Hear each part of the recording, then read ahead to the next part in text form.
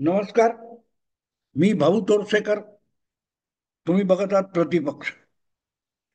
मित्रांनो, मला एक आज राज ठाकरे यांचं एक जुनं वक्तव्य आठवत आणि ते साधारण 2010-11च्या सुमाराचं आहे. म्हणजे ज्या वेळेला नरेंद्र मोदी यांचा राष्ट्रीय राजकारणाच्या क्षितिजावर उदय सुद्धा झालेला नव्हता. ते गुजरातचे मुख्यमंत्री होते आणि महाराष्ट्राच्या राजकारणामध्ये त्यावेळेला राज ठाकरे नावाचा एक तरुण नेता अक्षरशः धमाल करत होता.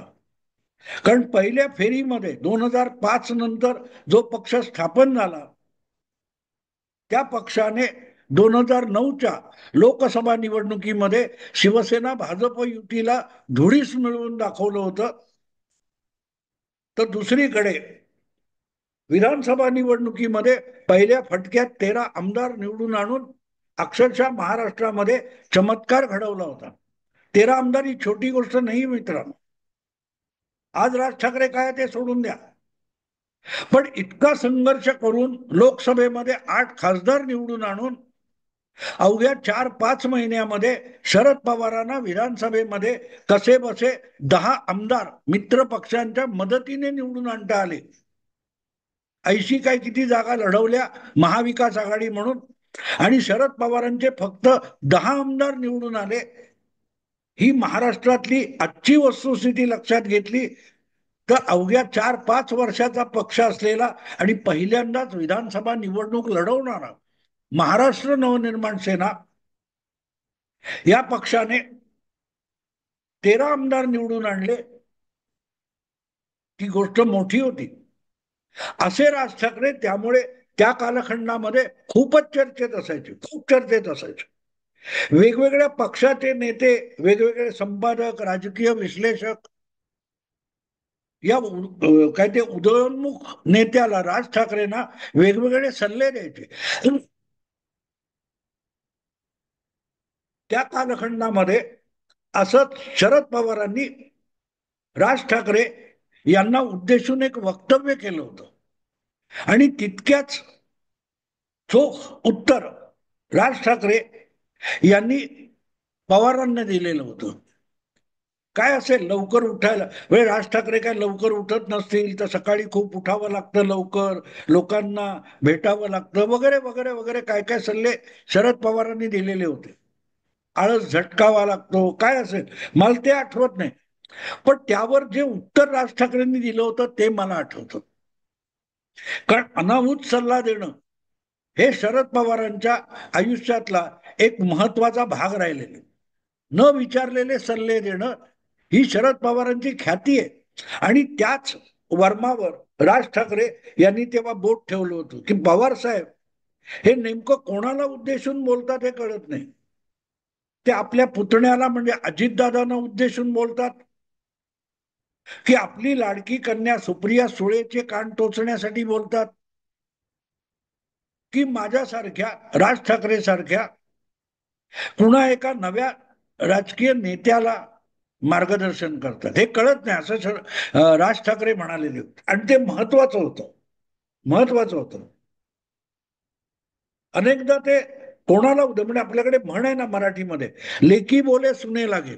सून नवी आहे तर तिला टोचून बोललं असं दिसू नये म्हणून सासूबाई आपल्या लेकीला दाटून बोलतात, टोचून बोलतात, पण सुनेला परस्पर कळतं की हे आपल्याला उद्देशून बोललेलं आहे. आणि म्हणून राज ठाकरेंचा टोमणा जो होता तो नेमका होता की पवार साहेब सल्ला मनसेला, महाराष्ट्र नवनिर्माण सेनेला आणि राज ठाकरेंना देतात, पण तो अंमलात कोणी आणायचा असं परिस्थिती बघितली तर ती सुप्रिया सुळे किंवा अजितदादा यांना उद्देशून काहीतरी बोललेत असं वाटतं. असो, तर हा अनाहूत सल्ला देण्याची जी हौस आहे शरद पवारांची ती फक्त राज ठाकरेंपुरती मर्यादित नव्हती. 2013च्या मध्याला ज्या वेळेला 2014च्या लोकसभा निवडणुकीचे वेध सगळ्याच राजकीय पक्षांना लागले होते, अशा वेळेला भारतीय जनता पक्षाचं गोव्यामध्ये एक कार्यकारिणीचं अधिवेशन झालं होतं आणि त्यामध्ये कार्यकर्त्यांचा दबाव बघून भारतीय जनता पक्षाने नरेंद्र मोदी यांना आगामी म्हणजे 2014च्या पण लोकसभा निवडणुकीत पंतप्रधान पदाचा चेहरा बनवण्यावर शिक्कामोर्तब केलं होतं. आणि बघता बघता अवघ्या पुढच्या 1.5-2 महिन्यामध्ये नरेंद्र मोदी हे गुजरातच्या मुख्यमंत्री पद सांभाळून देशव्यापी प्रचार मोहिमेवर निघाले होते. दिल्ली असो, बिहार असो, उत्तर प्रदेश असो, कर्नाटक असो, राजस्थान असो, वेगवेगळ्या ठिकाणी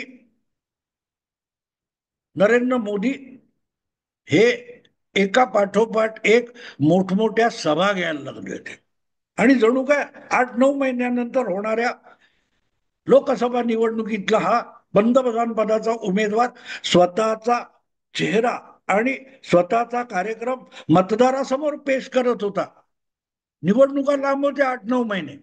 आणि अशा वेळेला शरद पवारांनी केलेलं एक वक्तव्य मला आठवतं, कारण मी त्याच वेळेला शरद पवारांच्या त्या वक्तव्यावर एक ब्लॉग लिहिला होता जागता पहारामध्ये. तुम्हाला तो ब्लॉग अजून सापडेल. शरद पवार म्हणाले होते की मी राजकारणात असलो तरी मी क्रीडा क्षेत्रात सुद्धा दीर्घकाळ काम केलेलं आहे. कबड्डी असो, क्रिकेट असो, वेगवेगळे कुस्ती असो, वेगवेगळ्या क्रीडा क्षेत्रातल्या प्रकारांच्या संस्थांमध्ये मी काम केलेलं आहे. त्यामुळे खेळातली एक गोष्ट मला मोदींना सांगावीची वाटते, असं म्हणत शरद पवारांनी अनाहूत सल्ला दिला होता. मॅरेथॉन धावणारा जो धावपटू असतो, खेळाडू असतो, तो कधीही सुरुवातीला इतक्या वेगाने पळत नाही. तो हळूहळू सुरुवात करतो, अतिशय संथ गतीने धावायला लागतो. कारण खूप दूरचा पल्ला गाठायचा असतो आणि तो दूरचा पल्ला गाठायचा असेल तर लवकर दमून चालत नाही. आणि त्यामुळे अशा धावपटूला आपली ऊर्जा, आपली शक्ती, आपली क्षमता अतिशय जपून जपून वापरावी लागते. कारण ज्या वेळेला अर्ध्यापेक्षा अधिक शर्यत संपून गेलेली असते आणि बरेचसे खेळाडू मागे पडलेले असतात, थकून बाजूला झालेले असतात, अशा वेळेला शेवटचा पल्ला गाठायचा तर वेग आणि त्यासाठी शक्ती, ऊर्जा ही शेवटच्या टप्प्यासाठी जपून ठेवावी लागते. त्या क्षणी तुम्ही दमलात तर आधी पुढे गेलेले असता आणि नंतर अनेक जण तुम्हाला मागे टाकतात. आणि म्हणून 2014च्या लोकसभा निवडणुकीसाठी शरद पवारांनी नरेंद्र मोदींनी सप्टेंबर-ऑक्टोबर 2013 मध्ये सुरुवात केली, तर ती खूप घाई आहे. एवढ्या लवकर मॅरेथॉन धावायला सुरुवात करत नाहीत, एवढ्या वेगाने धावायला सुरुवात करत नाहीत, असा अनाहूत सल्ला शरद पवारांनी नरेंद्र मोदींना दिला होता. आणि मी त्यावर लिहिलं होतं की खरंय, शरद पवार सांगतात ते 100% बरोबर आहे. पण ते ज्या व्यक्तीला सांगतायत त्या व्यक्तीची गोष्ट वेगळी आहे आणि पवारांची गोष्ट वेगळी आहे. पवार वयाच्या 40व्या वर्षी, 38व्या वर्षी राज्याचे मुख्यमंत्री झाले आणि त्यानंतर पंतप्रधान होण्याची महत्वाकांक्षा बाळगत 20-22 वर्षापेक्षा जास्त काळ नुसते शर्यतीत धावतायत पण कुठेच पोहोचत नाहीत. त्यामुळे शरद पवार आपलं वर्णन करून मोदींना सल्ला देत आहेत, हा गैरलागू आहे असं मी म्हटलं होतं. पण मुद्दा असा आहे की शरद पवारांनी जी गोष्ट सांगितली ती चुकीची नाही. जेव्हा दूरचा पल्ला गाठायचा असतो तेव्हा सुरुवातीलाच वेगाने धावत सुटणं गैरलागू असतं. आणि शरद पवार ज्या मोदींना सल्ला देत होते ते मोदी खूप आधीपासून तयारी करतात, हे वेगळं सांगायला नको. पण आज मला मोदी किंवा शरद पवार यांच्यावर बोलायचं नाही, शरद पवारांच्या सल्ल्यापुरतं बोलायचं. मला गंमत अशी वाटते की शरद पवार नेहमी चुकीच्या माणसाला सल्ला का देतात. राज ठाकरे जे म्हणाले की ते कोणाला सल्ला देत आहेत ते कळत नाही, ते सुप्रियाताईंना सल्ला देत आहेत, अजितदादांना देत आहेत की राज ठाकरेला देत आहेत. आणि नेमका हाच मला विषय आज तुमच्या समोर मांडायचा आहे की शरद पवार मोदींना न विचारता सल्ला द्यायला गेले होते 12 वर्षापूर्वी, की इतक्या घाई गर्दीने मॅरेथॉन धावायची सुरुवात करू नये, योग्य वेळ येईपर्यंत प्रतीक्षा करावी, योग्य वेळ येईपर्यंत प्रतीक्षा करावी आणि आपली ऊर्जा शेवटच्या टप्प्यासाठी राखून ठेवावी, जेव्हा हातघाईची आणि निर्णायक लढाई होते. जर हा सल्ला 2014 नाही, पण कमीत कमी 2019 आणि 2024 या 2 लोकसभांच्या वेळी युपीए किंवा जी काही इंडी आघाडी आहे त्यांना शरद पवारांनी दिला असता तर फार मोठा फरक पडला असता, फार मोठा फरक पडला असता. किंबहुना 2014च्या निवडणुकांचे निकाल लागल्यानंतर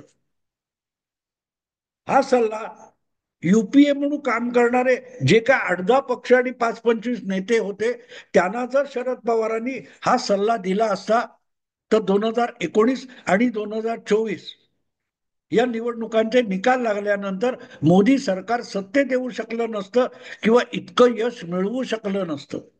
10 वर्ष पंतप्रधान राहिल्यानंतर सुद्धा 240 जागांपर्यंत पल्ला मोदी मारतात, ही गोष्ट छोटी नाहीये.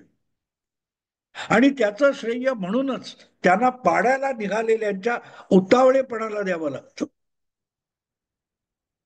उतावळेपणाला द्यायला लागतं. कारण तुम्ही मार्काईने बघा, 2014ला नरेंद्र मोदी पंतप्रधान झाल्यानंतर मोदींनी मला वाटते 2-3 महिन्यामध्येच एक वक्तव्य केलं होतं. मोदी म्हणाले होते की सर्वसाधारणपणे जगामध्ये राजकारणात असा नियम आहे की नवं सरकार आलं की 6 महिने हनीमून पिरियड मानला जातो. हनीमून पिरियड याचा अर्थ असा की जे नवं सरकार येतं त्याच्या चुका असो किंवा काही असो, पहिले 6 महिने तरी त्या सरकारवर कडवी टीका करू नये, आघात करू नयेत. पण पंतप्रधान झाल्यापासून मोदींवर पहिल्या दिवसापासून मीडिया असो किंवा विरोधी पक्ष असो इतका घणाघात फिरत राहिलेले आहेत की थोडं गाफील होऊन काहीतरी चूक मोदींनी करावी तर मोदींना चूक करण्या इतकी उसंत सुद्धा विरोधी पक्षांनी दिलेली नाही. कारण एका निवडणुकीत हरल्यापासून 2014च्या निवडणुकीत काँग्रेस जवळजवळ नामशेष झाली, 206 वरून 44 खासदारांपर्यंत आली. ती काँग्रेस किंवा त्याचे नेते राहुल गांधी आणि उरलेले पक्ष यांनी नरेंद्र मोदी आणि त्यांच्या सरकारला सत्ता राबवताना एक क्षणाची सुद्धा उसंत दिलेली नाही. आणि चुका माणसाकडून कधी होतात, जेव्हा तो आळसावतो, त्याला मरगळ येते आणि आपोआपच जबाबदाऱ्यांकडे कामाकडे दुर्लक्ष होतं. पण तुम्ही सतत सावध राहिला असाल, सतत जागरूक राहिला असाल तर तुमच्याकडून चूक होत नाही. विरोधी पक्षांनी म्हणूनच सरकारकडून चुका होण्याची प्रतीक्षा केली पाहिजे. दुर्दैव असं आहे विरोधी पक्षांचं की ते मोदींना सतत जागते रहो जागते रहो यासाठी प्रयत्नशील असतात आणि म्हणूनच पहिल्या दिवसापासून नव्या सरकारचा विरोध सुरू केला की त्या सरकारला चुका करायला संधी मिळत नाही. आणि सरकारला चुका करता आल्या नाहीत किंवा सरकारकडून चुका झाल्या नाहीत तर विरोधी पक्षाला संधी मिळत नाही हल्ला करायची. आणि म्हणून मग खोट्या नाट्या किंवा काल्पनिक चुका शोधून काढायच्या, दोष शोधून काढायचे आणि त्याच्यावर हल्ला करायचा. आणि तो असा काल्पनिक हल्ला करता करता करता निवडणूक येईपर्यंत, म्हणजे मॅरेथॉन शर्यतीतला शेवटचा टप्पा येईपर्यंत विरोधी पक्ष दमून जातो. आता बघा तुम्ही, 4 जून 2024ला लोकसभेचे निकाल लागलेत. अल्पमतात असून नरेंद्र मोदी पंतप्रधान झालेत आणि तरीही अत्यंत धाडसी पवित्रे कार्यक्रम आणि निर्णय मोदी घेत आहेत. पण त्यांना चिमटीत पकडणं सुद्धा विरोधी पक्षाला शक्य झालेलं नाही. कारण निकालाच्या पहिल्या दिवसापासून तुम्ही मोदी सरकारला चूक करण्याची संधी देत नाहीये. तुम्हाला निवडणुका जिंकायच्या तर 2029च्या जिंकायच्या. तर 2029च्या निवडणुका जिंकण्यासाठी तुम्हाला आत्तापासून तयारीला लागायचंय, पण लढाई करायची नाही, लढाईची तयारी करायची. लढाई अंतिम टप्प्यात होते आणि त्या अंतिम टप्प्यामध्ये जी हातगाईची लढाई होणार, त्यासाठी तुम्हाला आपली ऊर्जा, शक्ती, साधनं जमा करण्यासाठी ही पहिली 4 वर्ष असतात. 5व्या वर्षी हे निवडणुकीला सामोरं जाण्याचं वर्ष असतं. त्यामुळे पवारांचा जो सिद्धांत आहे की मॅरेथॉन धावणारा जो धावपटू आहे, त्यांनी पहिल्या दिवसापासून, पहिल्या क्षणापासून वेगाने धावायचं नसतं, संथ गतीने सुरुवात करायची असते आणि आपली ऊर्जा शेवटच्या टप्प्यासाठी राखून ठेवायची असते. विरोधी पक्षाच्या राजकारणामध्ये सुरुवातीची 4 वर्ष, मग 2014 असो की 2019 असो, विरोधी पक्षांनी मोदींना बदनाम करण्यासाठी खर्च केली नसती आणि मोदींकडून चुका होऊ दिल्या असत्या आणि त्याविरुद्ध छोटी मोठी आंदोलनं करत एक वातावरण निर्मिती केली असती, तर 2019ची निवडणूक मोदींना सोपी गेली नसती. पण सातत्याने खोटे नाटे आरोप आणि त्या आरोपातून हिंसा अगदी करण्यापर्यंत मजल गेलेले विरोधी पक्ष पहिल्या 5 वर्षात हळूहळू करत आपली विश्वासार्हता गमावत गेले. आणि नुसती पक्षांची किंवा राजकीय नेत्यांची विश्वासार्हता संपली नाही, त्यांना जास्त वारेमाप प्रसिद्धी देणाऱ्या माध्यमांची, पत्रकारितेची सुद्धा विश्वासार्हता संपली. त्याचा फायदा नरेंद्र मोदींना 2019च्या लोकसभा निवडणुकीत मिळाला आणि ते 300 पार जाऊ शकले. 2019 पासून 24 पर्यंत परत तोच खेळ चालू आहे.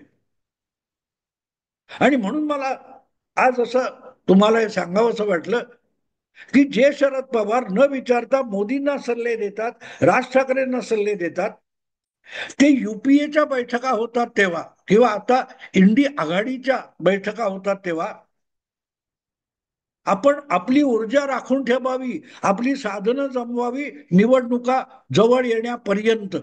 हा साधा सल्ला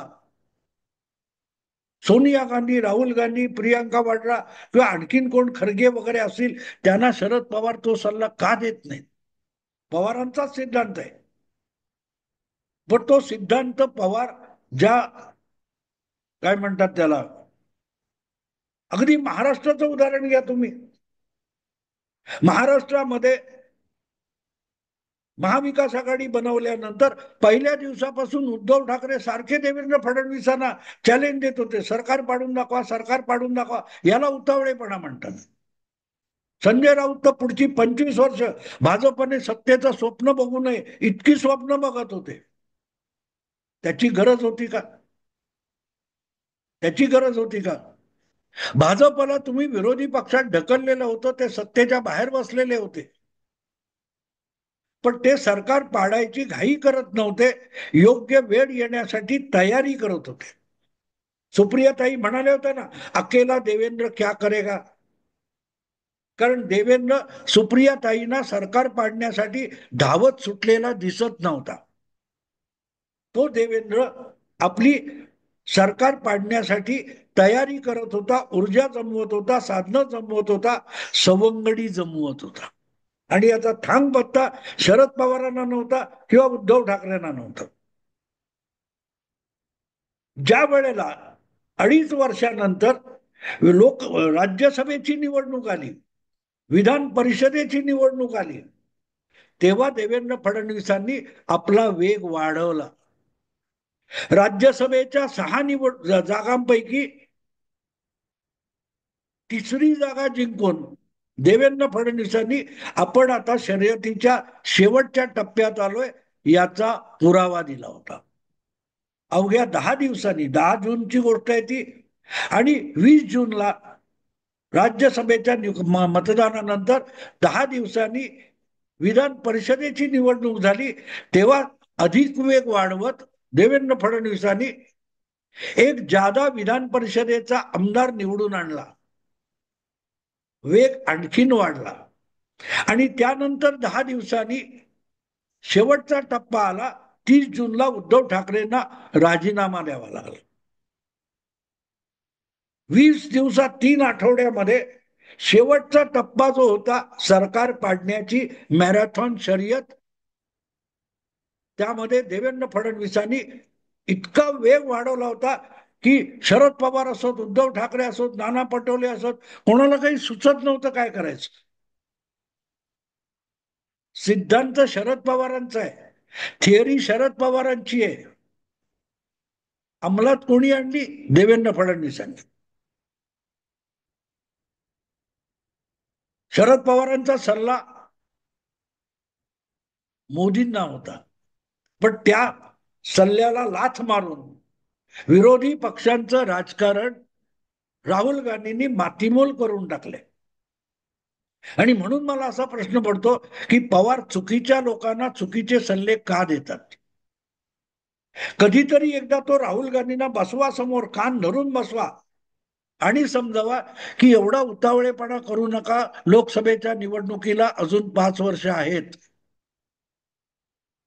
एक तर हे सरकार पाडून मध्यावधी निवडणुका आणा, किंवा 4 वर्ष 29च्या निवडणुका जिंकण्यासाठी आत्तापासून तयारीला लागा.